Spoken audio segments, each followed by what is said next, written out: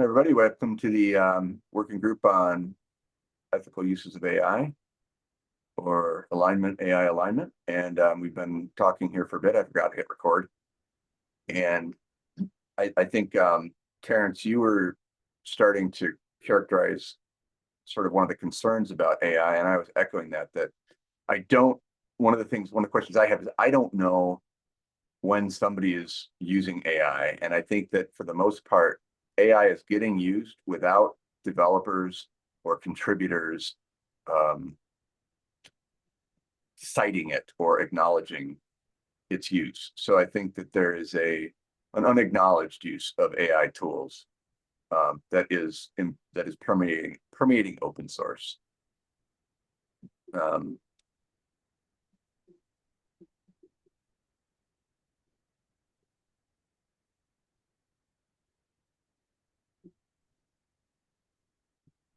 so that's one. Sorry, is that waiting on a response from me? No, I don't know. I piped it in. It's that's one of the things that I'm wondering about is how frequently are AI tools used without attribution and open source? And then the follow-up question is, how might we detect that kind of use? Yeah, and there's different ways that I could think of that we might be able to detect it.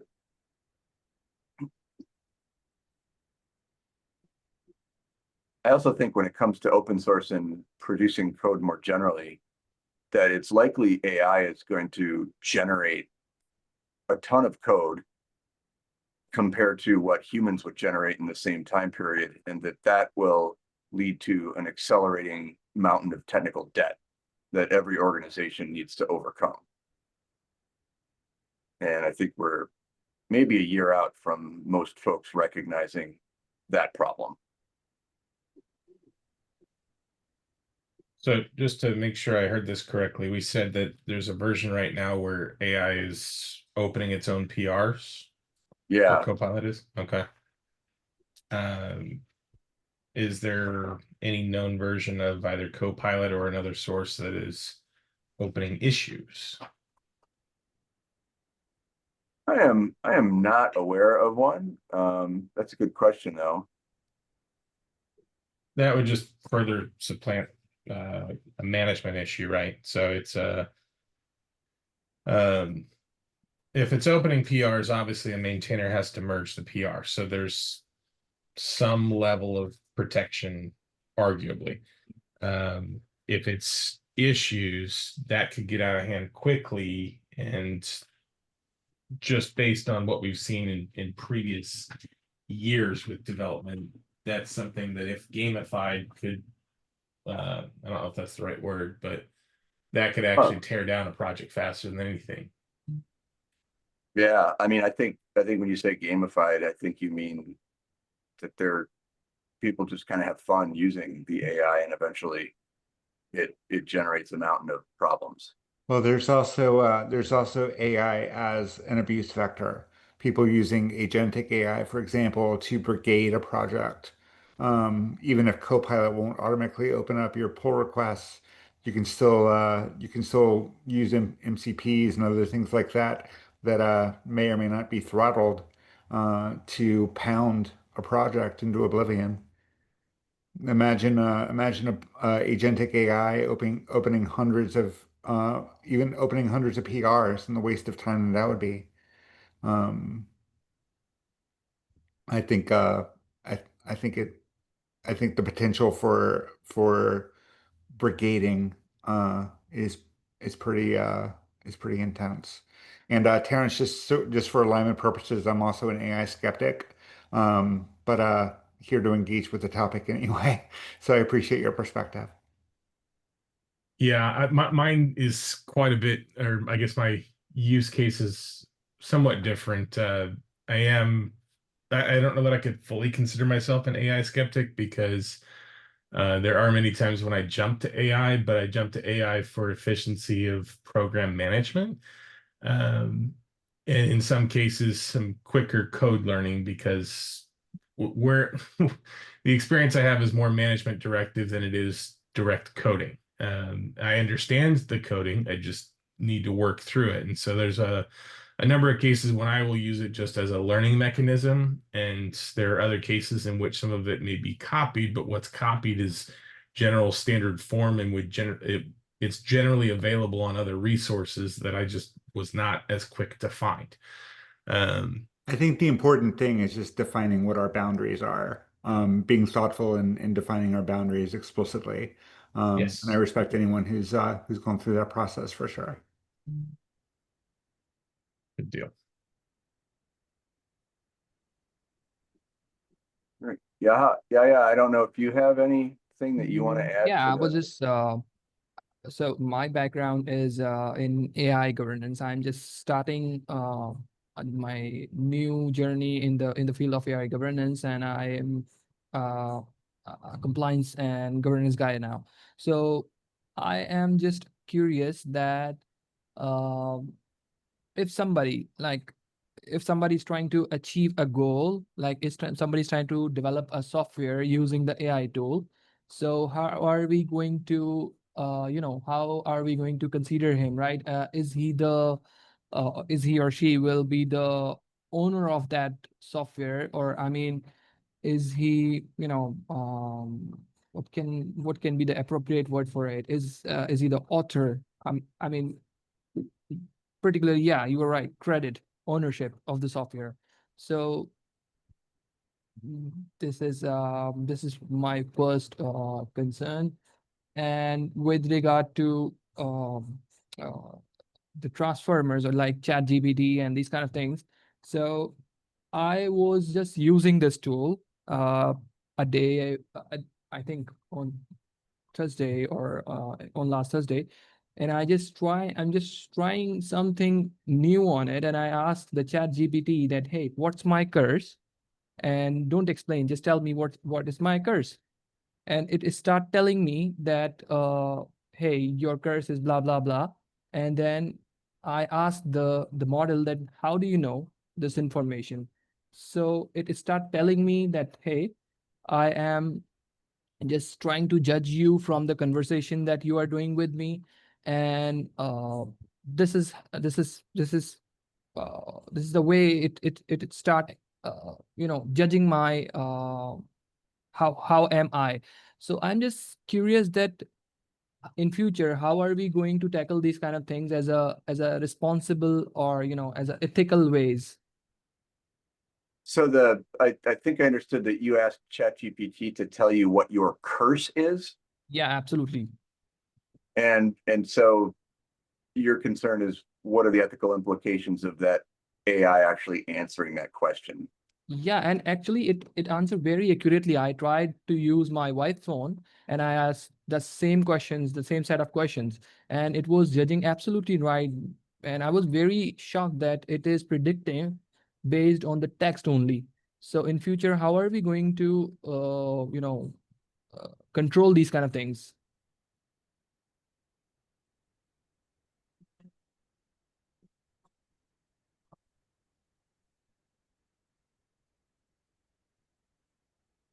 So like sub questions, how might this affect well-being, people's identities?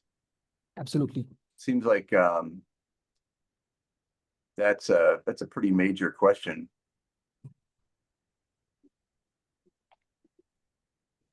So in brevity, I can attest to an example. I believe there are quite a number of outside factors, but I would be inclined to see a negative impact from extensive use of AI.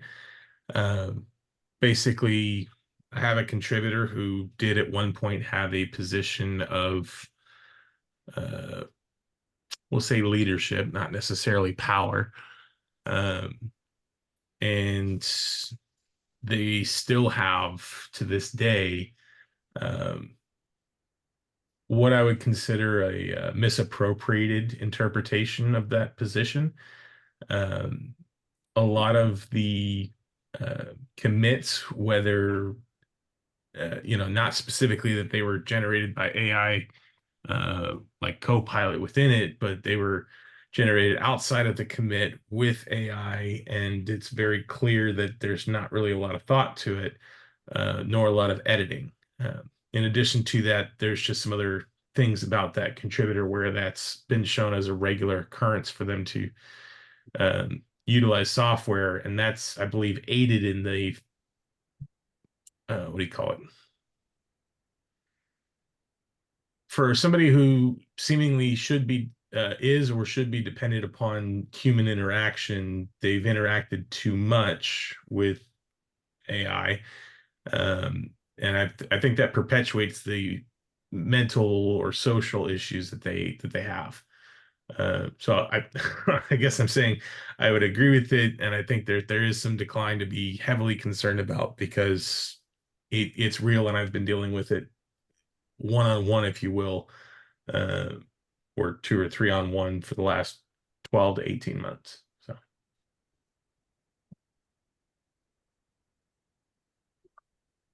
I mean, I think that gets at, you know, this question about the technical debt somewhere. I thought I wrote that down.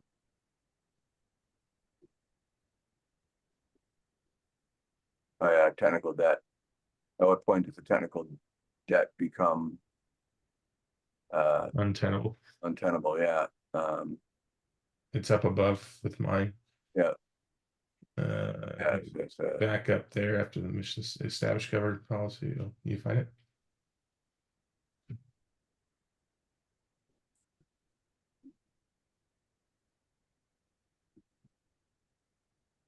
Yeah. So that's, I mean, I think especially when people use it, don't acknowledge it, and then don't understand it. So it sounds like you're dealing with folks who are committing code that's generated using AI, and they don't fully comprehend what the AI generated and how they should have optimized it.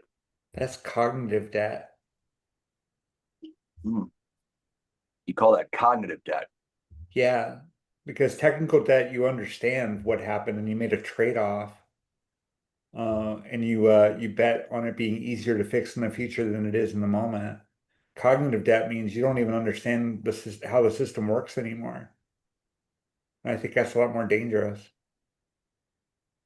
You can That's devote a lot. Yeah. you can devote a half a day every week to resolving technical debt, but I don't see anybody saying, okay, now go read the code for half a day every Friday. I'm laughing in solidarity. And Terrence, it sounds like you're on the ground with this stuff, so. Yeah, so just a little background for myself, for those who are not aware, I am the open source program manager at Intersect. We're a member-based organization for the Cardano ecosystem or Cardano blockchain. And I run a program of developer advocates.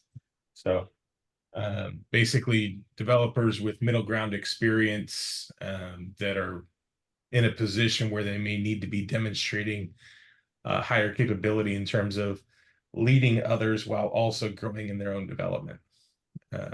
So the first cohort, it taught us a little bit more about what the program could one day do. But in reality, it's also given us a warning that the same age-old warning. Anybody can look good in an application and in an interview, and you know that the people that you want the most to grow from an experience, you can want it for them all you want. Do they actually learn and grow? It's not guaranteed, and in some cases, it's also not likely. So it's a little bit of we're in our own situation that way, but it was with good intent. We had to try it at some point. So what I hear buried in that question is, or buried in that observation, is that AI is potentially useful for helping people learn. However, it could potentially be very harmful if it's overused. Yeah, it's Am I AI is useful if it's being utilized for the appropriate reasons, but if it's being relied upon because of social inequities, then that's a problem that should be identified by the relevant people leaders. You know, I understand if we're just taking a step back and trying to look at this from a code perspective, that's going to be pretty difficult to see.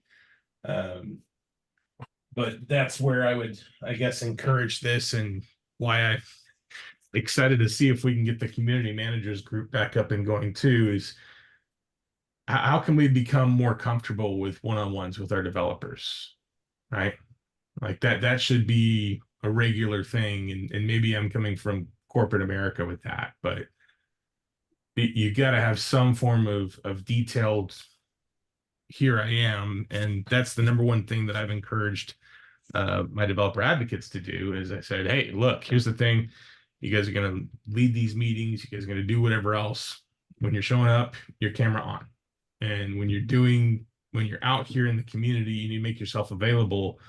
But not only should you be available for them to reach out to you, you should reach out to them, especially if you see somebody who was committing or growing and then they stop. So I can't impart all of my knowledge, but piece and part where I can, I will do my best.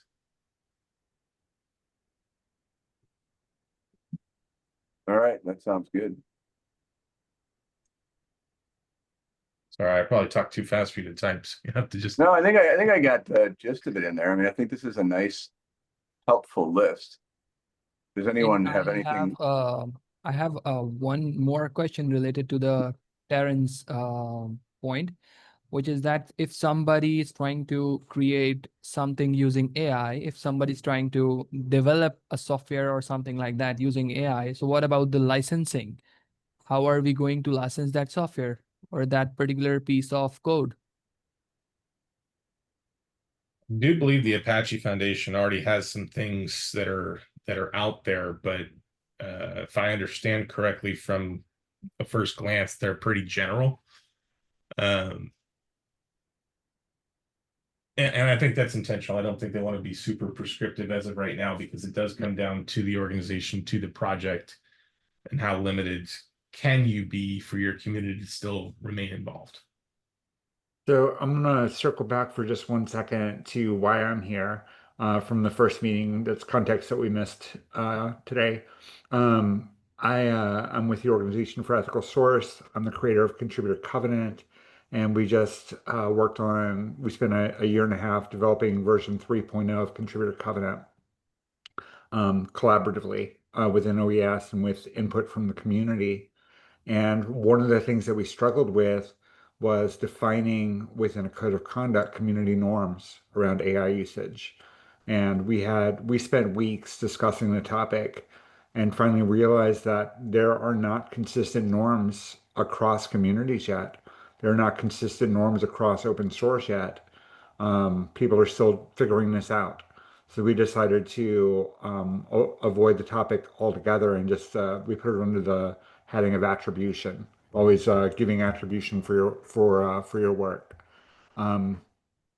But I think it might be interesting, kind of bringing it back around to CHAOSS specifically, to maybe do some surveying about how different open source communities and different projects are handling it. What are their policies? What kind of thought have they given it, and how is it being received by the community? That might be more relevant. That might be like more relevant to CHAOSS than maybe some of the other ideas that we've been coming. Some of the other ideas that have come up, just to kind of try and draw it all together. I don't know. I'm not feeling great today. I'm sorry if I'm a little Yeah, confused. that's all right. I mean, I think developing a survey to ask questions about AI use and Just to see what the norms, what emerging norms there are, you know?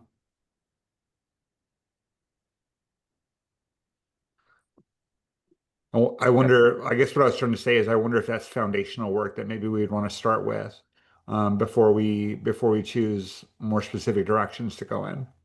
I think that's a great idea. I mean, because I certainly have no idea what like, I guess I shouldn't say I have no idea, but I don't have a normalized idea based on some kind of scientific or systematic survey of all of open source or each Yeah. corner of it. I'm doing mining of or looking into the commits and the words used by people committing code to try to automatically identify code that was generated with AI. Yeah. But that's a longer problem, and it doesn't really get at the, well, how are people thinking about it question. Yeah. I think that makes for a very good idea for a survey. I don't know if you have a survey that you've generated in that regard already, Coraline, but I would, No, I just made that up, Sean. yeah, I mean, I would be happy to participate in Yeah. generating one, and leveraging the CHAOSS relationships to sort of distribute that survey across Yeah. the community. Yeah. I'm willing to take an action item to begin developing that survey. And I'm happy to collaborate with you, Sean. Okay.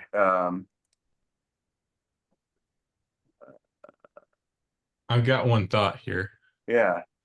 I'm not going to get in the way of a survey, and I will try to find some time to help with that as well. But I'd be really curious about how this links with events, and I think this would be a booth attractor, if you will,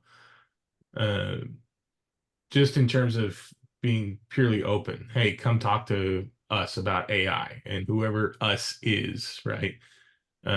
Whether everyone from CHAOSS who's sitting at the booth at that time is part of this working group or caring about this, how can we denote those hot topics or concerns? And is that something where we can even go towards having a computer where we just or an iPad or something where we just refresh the link and have that survey or a shorter form of it at the event to say, hey, take 5 minutes, or take 2 minutes here. Obviously not 5 minutes. That sounds like a lot. To give us that in the moment feedback, because I think the in person it's going to spark a bit more conversation and could continue to lead to the growth of CHAOSS here. Narratives are really critical in social science research. So I think at events that would also be an opportunity if we had a mechanism for just record someone talking about it. And using that, mining that for research. It's more work, but you also get better answers. You get more free form answers and more, I think, more honest answers because the questions aren't priming the audience in the same way. So if there's a way to capture narratives in addition to the survey, that'd be great. Maybe the survey can be designed to capture narratives.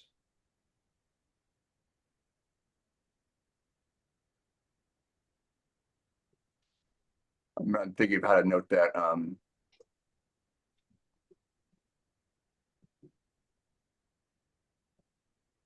Because obviously if the survey is capturing narratives, we're also asking people to write something more long text than answering a question, which of course can lead to abandonment. So we just need to manage. Yeah.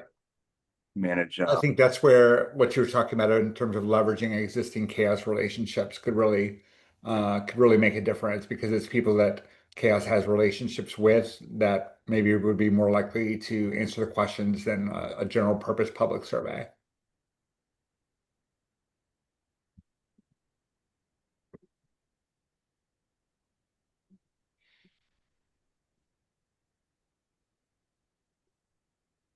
All right, I am making a note of that. I think that's a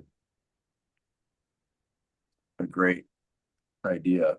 I like that a lot.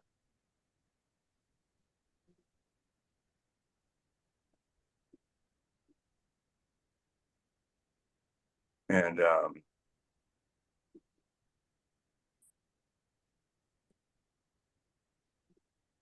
so any more discussion about sort of goals for the groups, or I don't know what the README experiment is, but I'm excited to learn about it, and I want to make sure that I leave time for it. Oh, Probably the only other thing I have is if we get to launching a survey, let's say there's a two-part, there's a quick answer, and then the closing page has a link and a drawing statement to the narrative survey. If somebody wants to continue to provide information, I'd love to turn the feedback out of that into some type of AI panel. at future summits. One of the things, kind of building on that, Terrence, I think it's a great idea. One of the things we did when we were surveying contributor covenant adopters and potential adopters is we started with a survey and then we picked out the ones that had the most interesting things to say. As part of our survey, we asked them if they'd be open to follow-up interview. So that might bring us closer to that panel idea you're talking about too.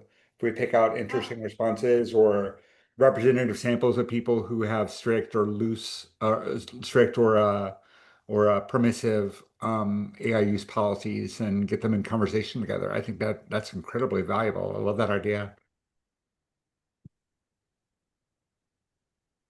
Are you suggesting that we conduct interviews or have a panel? Sorry, I was trying to do two things at once. I was saying interviews on the way to a panel. So basically, the survey analysis can lead to a panel irregardless, but we can also supplement that with additional interviews with willing participants. Yep. So Now, I that would becomes get important to add that to the survey is like, are you open to a follow-up conversation about your answers?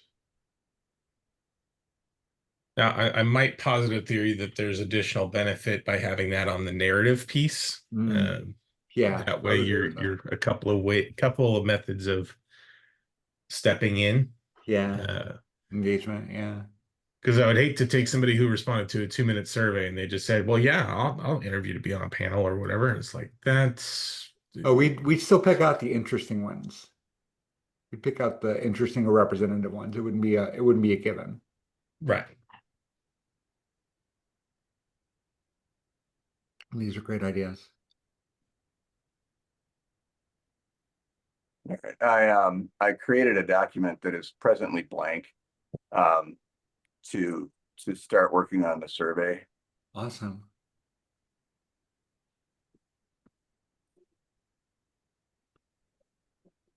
So I have that at that link.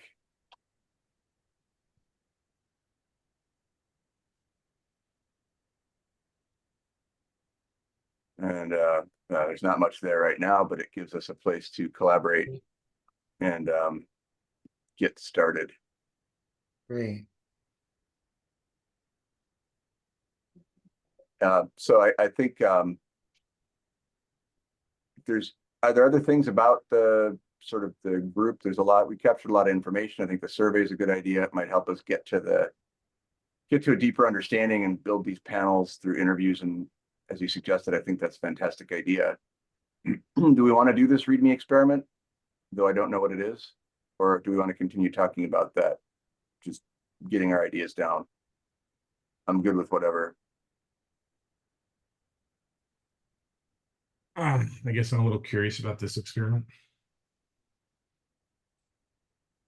Great. I'd be happy to talk about that if it's appropriate now, Sean. Yeah, that is. Okay. Should I let you broadcast your screen or? No, I don't have anything on screen Okay. to All right, share. very good. This is kind of off the cuff because I just saw that on the agenda today. Yeah, So I there's think not really a yeah. proposal. Yeah, oh, this is great. So it's kind of a two-part. Emma did an experiment on her own where she asked different AI engines to generate a README for a project, and she specified certain parameters that were aligned with chaos values. And the output, as she described it, I thought this was hilarious. She said, I was expecting a section on friendship bracelets. Ah, Uh, so she was experiencing that bias firsthand and finding that really an interesting thing to explore. And I had heard of WeVal, which is a platform for evaluating different AI models based on criteria that you specify. So they basically have a JSON, um, um, what's it called? A JSON protocol for specifying tests where you specify the query and the evaluation criteria. They've designed it carefully to avoid insertion order bias and some other biases that are known to exist.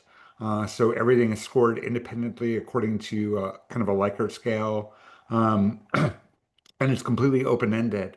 So I thought that we could combine what Emma had done with the Weavell platform to to compare and contrast how the different models would respond to a prompt like the one that Emma put forward.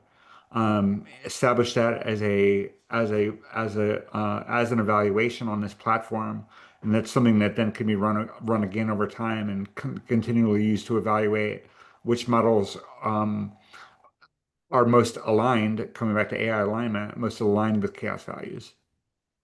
So would that be like, I'm trying to sort of understand what that might involve. It sounds like to do that, we might need something like an MCP server in order. I'm not sure if we can use an MCP server with Weavell. I think they might be running a test through direct API calls to ChatGPT and Claude and so on.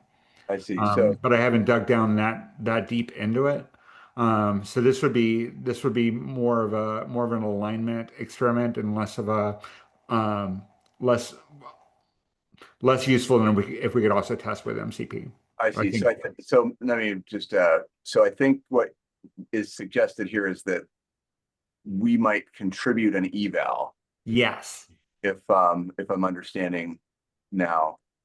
So strong insights or opinions about how AI should behave and codify our knowledge. So yep, would we, if the alignment is with chaos metrics, if that's the who in Emma's question, then we would try to construct an evaluation that would look at things that chaos knows are effective. correct. Okay. And it looks, Or if we wanted to follow on Emma's experiment, we could see which engines are generating some scaffolding around governance, code of conduct, README, contributing guidelines, and so on. Like, yeah, what does the scaffolding generate, and what does that say about the values that are being input into the system? yeah. I just tried to open, nope, apparently I'm not going to be allowed to open Oh no. Sandbox Studio today. And it's probably just a function of the browser that I'm in. It's probably built for Chrome. Oh, I Something hate about that. Firefox that, no, Chrome is choking on this page as well. So Okay. it's not browser specific. Whenever I run into a bug like that, my new habit is to say, aside from that, vibe coding is going great. Yeah. Yeah. I only recently came to understand that vibe coding is actually just using AI almost alone to write code. Yeah. Yep. It's just insane, Yeah, I in my opinion. agree. Is a I like, agree. you might have some fun building that crap, but man, I don't want to be responsible for Right. maintaining what you Right. built, what you generated. That's for sure. So big picture, I think that this can help us understand our own usage, Okay. and also influence like how we measure impact and norms um, as a practical experiment. But I think the survey is probably our best starting point. I'd say this is an experiment for the side and not something we'd want to focus on um, to the exclusion of other things. Right. But the question is then really the questions um center they center around what are the things that we want to evaluate related to alignment that we could evaluate automatically. Yeah. Yep. And I looked into the protocol quite a bit, and the way they're measuring so they're asking the question of the various models, and then they have a kind of parliamentary voting system for evaluating for the models that are doing the evaluation, not the responding but the evaluation. So there's a parliament system, there's a voting system there where different models are asked to evaluate like how much does that response reflect uh, non-Western perspectives? Is that Or the Weevil? The yeah, Weevil? that's the Weave out thing. Okay. or you know, how sensitive does it appear to be to global issues around privacy, something like that. So you're asking it to make these qualitative judgments, but you're assigning it a numeric score, and you're not saying which of these two is better aligned. They're measuring them all independently, which I think will get better results. I think it's a very smart way to design. So so yeah, we would be defining very strong criteria, which would then be um, assigned a numeric score. So it's a pretty interesting approach, I think. Are they judging on a certain sort of benchmark or something like that? Or how are they, or is it just a normal voting system? Um, I'm not sure how their voting system works. Okay. I didn't dig down that deep. I don't know if I can. I know it's multiple models and they vote, but I don't know if there's any kind of feedback loop in terms of establishing baselines between the different models and how reliable they are in the evaluation. Yeah, there's tons of documentation. I'm just not an expert.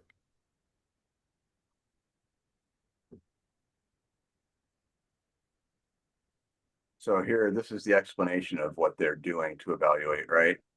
Yeah.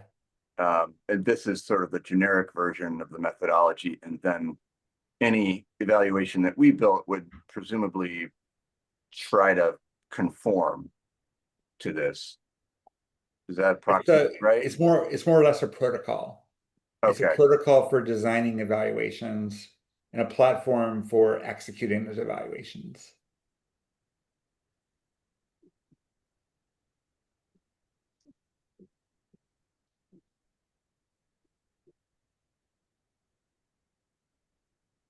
All right.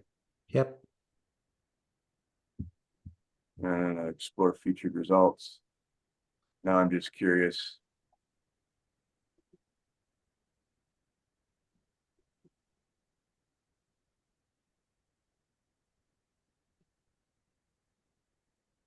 So AI models are not well trained on the particulars of Sri Lankan history, it sounds like.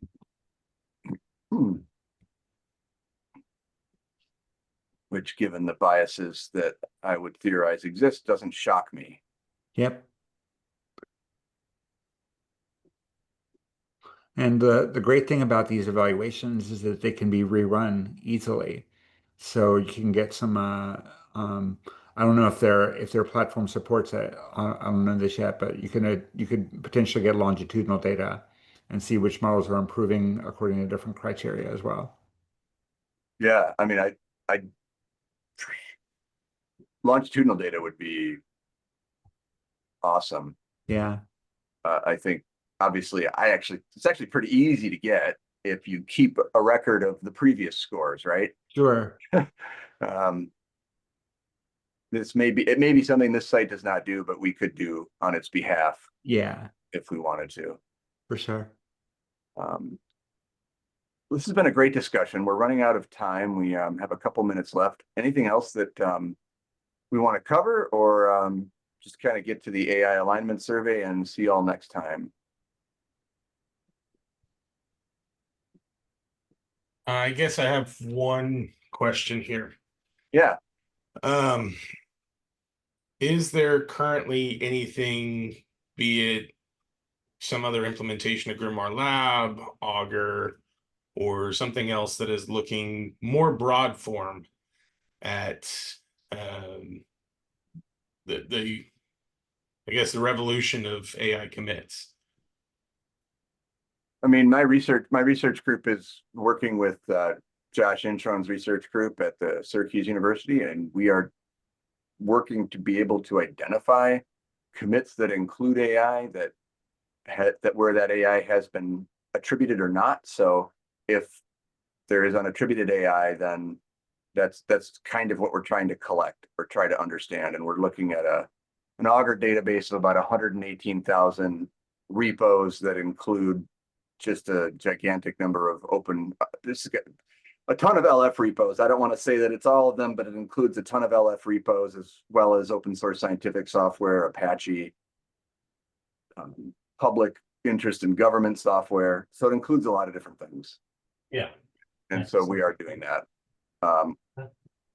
But it's obviously it's slow going. Well, that's expected, I would say. Yeah. Okay. Yeah, I guess I was curious in terms of if we're doing something here, how do we best position CHAOSS to be the next leading organization that is essentially fully community based, presenting that report, right? And in this case, with things being able to come to this group or be done explicitly within this group, it can present much more unbiased than coming from, let's say, a leading provider where it might be expected or something. Right. Yeah. I would say that our independence does give us some utility in that we should, I mean, I think we can work. I mean, I think as long as we describe what we do, it will be transparent and people will understand and accept it for what it is. And obviously, yeah, CHAOSS doesn't really have any kind of a corporate agenda. So we won't try to introduce bias, but inevitably we will. So we'll try to be transparent about the bias we introduce. That's good. Well, I think I thank you all very much. I think the other folks are going to be very excited to see what we generated. I'm excited to get to the survey questions and to talk about that with you all the next time. Awesome. Thanks for facilitating, Sean. Thank you, Terrence and I. My Awesome. pleasure. Thank you so Great to much. meet Thanks you. everyone. See you again, Terrence. Bye. See you.